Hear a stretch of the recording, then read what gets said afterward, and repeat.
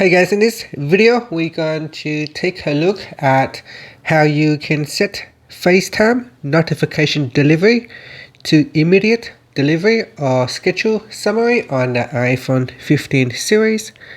First, let's go back to the home screen by swiping up at the bottom of the screen. And from the home screen, tap on settings. Now in the settings page, we scroll down and then tap on FaceTime.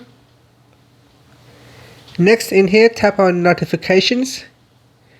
Then in the notification delivery section, you can choose immediate delivery. So your notification will get delivered right away. Otherwise, you can choose schedule summary. And for schedule summary, it is scheduled to deliver at 8 o'clock, 6 o'clock, 6 p.m. and 7 p.m. Now, if you want to change your schedule summary, you can tap on edit schedule here. And that's it. After, you can tap on the back key or swipe up to go back to the home screen.